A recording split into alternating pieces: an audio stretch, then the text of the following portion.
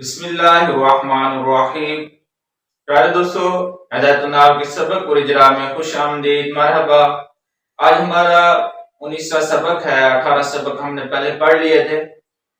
پچھلے سبق میں پڑھا تھا اسم کی اقسام دو ہیں، معرب اور مبنی۔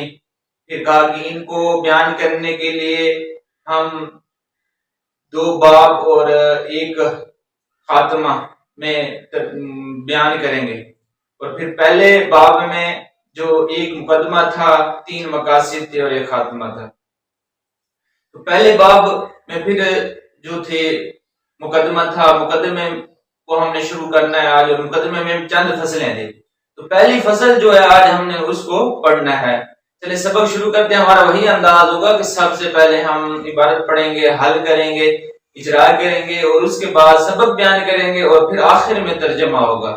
بعض بندے کہتے ہیں کہ ترجمہ نہیں کرتے، ترجمہ ہوتا ہے آخر پر ہوتا ہے۔ تو چلیں سبق شروع کرتے ہیں۔ فصل فی تعریف الاسم المعرب، یہاں تک ایک جملہ ہے۔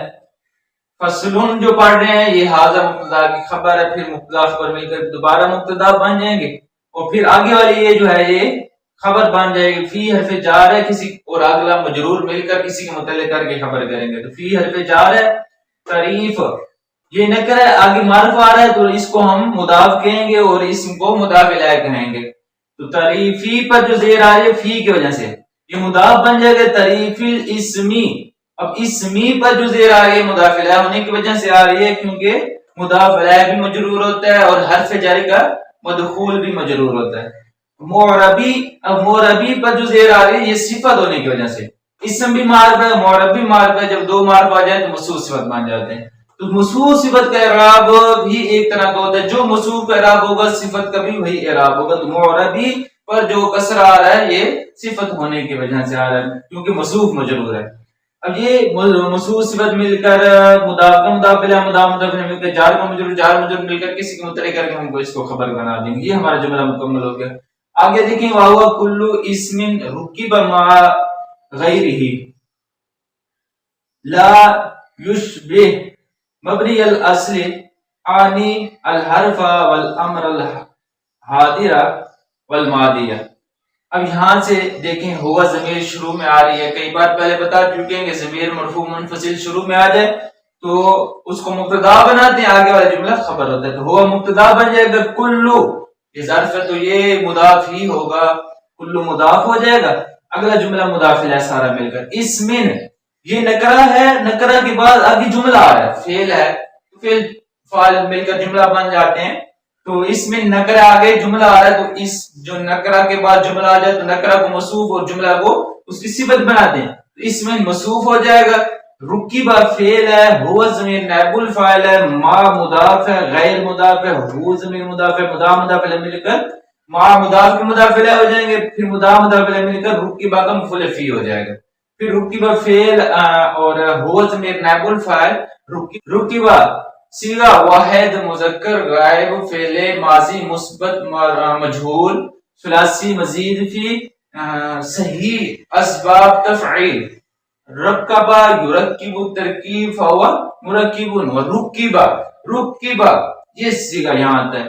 تو یہ ہوا ضمیر اس کا نائب الفاعل بن جائے گا۔ فعل مجہول میں جو آئے گی ضمیر وہ نائب الفاعل بنتی ہے، فاعل نہیں ہوتا، تو یہ اس کا نائب الفاعل بن جائے گی، اور یہ مفعول فی۔ غیری پڑھیں گے، ما مضاف ہے تو غیری پڑھے رہے ہیں، مضاف الیہ ہونے کی وجہ سے پڑھ رہے ہیں۔ تو یہ دونوں مل کر یہ رکیبہ کا مفعول فی بن جائیں گے۔ فعل اپنے نائب الفاعل مفعول فی سے مل کر جملہ فعلی ہو کر صفت موصوف صفت مل کر مضاف الیہ مضاف الیہ مل کر خبر بن جائے گی، یہ مبتدا خبر مل کر جملہ پورا ہو جائے گا۔ اب آگے دیکھیں، لا یشبہ یہ صیغہ واحد مذکر غائب فعل نہیں لا یشبہ، فعل نہیں ثلاثی مزید فی صحیح اسباب افعال اشبہ یشبہ، تو یہاں لا یشبہ آ رہا ہے، تو یہ فعل ہے، ہوا ضمیر نائب فاعل ہو جائے گا، مبنی الاصلی، مبنی مضاف ہے، اصلی مضاف الیہ، مضاف الیہ مل کر یہ بن جائیں گے لا یشبہ کا مفعول بن جائے گا. مفعول اپنے فاعل اور نائب الفاعل اور فاعل لا یشبہ اپنے فاعل، فعل اپنے فاعل اور مفعول سے مل کر جملہ ہو کر یہ مفسر بن جائیں گے. اور آگے والا اس کی تفسیر ہو رہا ہے مفسر ہو ہے، اگلا جملہ تفسیر ہو رہا ہے، یا اس کو الگ کہہ کر چھوڑ دیں گے. آگے جو ہے آنی یعنی میری مراد، یہاں حرف تفسیر تو نہیں آیا، یہاں آنی بھی یہ تفسیر کے لیے استعمال ہوتا ہے، تو اگلا یہ جملہ اس کی تفسیر ہو رہا ہے. آنی یہ فعل ہے، آنا ضمیر اس میں فاعل ہے. انا یعنی سے ہے صیغہ واحد متکلم، فعل مضارع مثبت معروف ثلاثی مجرد ناقص یہی اسباب ضرب یضرب. اور اس میں انا ضمیر اس کا فاعل ہو جائے گا، حرفا یہ مفعول ہے، مفعول منصوب ہوتا ہے تو اس لیے حرفا پڑھا جا رہا ہے. والامر الحاضرہ اب یہ معطوف علیہ ہو جائے گا، والامر الحاضرہ یہ دونوں مخصوص صفت مل کر اس کا معطوف ہو جائے گا. معطوف کہہ رہا معطوف علیہ کی طرح ہوتا ہے. والمادیہ وہ عطف مادیہ بھی یہ معطوف بن جائے گا. یہ تین معطوف اپنے دونوں معطوفات سے مل کر یہ مفعول بن جائے گا آنی کا. پھر آنی فعل اپنے فاعل اور مفعول سے مل کر جملہ فعلیہ ہو کر مفسر ہو جائے گا. آگے دیکھیں نحو زید فی قام زید لا زید وحدہ لعدم الترکیب. اب نحو مضاف ہے، اگلا سارا جملہ مراد لفظ ہو کر مضاف الیہ، مضاف الیہ مل کر مثال مبتدا محذوف کی خبر ہو جائے گی. نحو پر جو پیش آ رہا ہے خبر ہونے کی وجہ سے مبتدا محذوف کی. اور زید فی قام زید، زید مبتدا ہے اور فی قام زید، قام زید یہ پورا جملہ فی کا مجرور ہے، جار مجرور مل کر کسی کے متعلق ہو کر خبر ہو جائے گی. اور قام زید کے الگ کریں گے تو قام فعل ہے، زید فاعل ہے، فعل فاعل مل کر جملہ فعل ہو جائے گا. لا زید یہاں لا جو ہے عطف ہے، اس پورے جملے کا اگلے جملے پر عطف آ رہا ہے تو لا عاطفہ کہہ دیں گے. نہیں کا معنی بھی دیتا ہے، نفی کا معنی دیتا ہے، نفی کر رہے. لا زید لا جو ہے حرف عطف کہہ دیں گے. زید یہ پہلے ہم اس کو ذوالحال بنائیں گے. وحدہ وحدہ مضاف ہے اور ہو ضمیر مضاف ہے، مضاف مضاف الیہ مل کر یہ زید کا بن جائے گا حال. ذوالحال اور حال مل کر یہ پھر مبتدا بن جائیں گے. ہاں اس جگہ یہ اعتراض ہو سکتا ہے کہ وعدہ یہ معرفہ ہو گیا، اور حالانکہ یہ ہے کہ ذوالحال معرف ہوتا ہے اور حال نکرہ ہوتا ہے، تو یہاں آپ اس کو معرفہ لے کر آ رہے ہیں تو ہم پھر کہیں گے کہ یہ وعدہ جو ہے یہ مفردن کے معنی میں ہے، یعنی یہاں مفردن اصل یہ مفردن ہے، پھر وہ نکرہ ہو جائے گا. تو لا زید ذوالحال اور یہ حال وحدہ پر جو نصب آ رہا ہے حال ہونے کی وجہ سے نصب آ رہا ہے، تو یہ دونوں ذوالحال اور حال مل کر مبتدا ہو جائیں گے. لام جار ہے، عدم مضاف ہے، ترکیب مضاف ہے، مضاف مضاف الیہ مل کر جار کا مجرور، جار مجرور مل کر کسی کے متعلق کر کے ہم خبر بنا دیں گے، مبتدا خبر مل کر جملہ اسمی ہو جائیں گے. لعدمی ادمی پر جو زیر آ رہی ہے لام کی وجہ سے آ رہی ہے، اور ترکیبی پر جو زیر آ رہی ہے مضاف الیہ ہونے کی وجہ سے آ رہی ہے. یہاں یہ پورا جملہ ہو کر پھر یہ معطوف ہو جائے گا، یہ ہم نے معطوف علیہ کیا تھا. یہ بھی حرف عطف حرف واو جو ہے زیادہ کہہ دیں گے اگر ہم پیچھے کے ساتھ ملا کر ترکیب کریں گے. ولا ہاؤلاء فی قام ہاؤلاء لوجود شبہ ویسمى متمکنا. اب یہ جو ہے اس کا عطف پیچھے کریں تو ہم واو کو زیادہ کہیں گے، لا حرف عطف کہیں گے. ہاؤلاء یہ مبتدا ہے، فی حرف جار ہے، قام ہاؤلاء یہ پورا جملہ مراد لفظ ہو کر مضاف الیہ بن جائے گا. مضاف یہ جار مجرور مل کر پھر کسی کے متعلق کر کے خبر مبتدا خبر مل کر جملہ ہو جائے گا، جملہ اسمی ہو جائے گا. اب یہ آگے سی کی دلیل دے رہے ہیں لوجود. اب اگر ہم کریں گے تو یہ پورا لا ہاؤلاء فی قام ہاؤلاء یہ دوبارہ مبتدا بن جائے گا، لوجود شبہ یہ خبر بن جائے گا. لام جار ہے، وجود مضاف شبہ مضاف الیہ، مضاف مضاف الیہ مل کر جار کا مجرور، جار مجرور مل کر کسی کے متعلق کر کے ہم اس کو خبر بنا دیں. وجودی پر جو زیر آ رہی ہے لام کی وجہ سے آ رہی ہے، شبہی پر جو زیر آ رہی ہے یہ مضاف الیہ ہونے کی وجہ سے آ رہی ہے.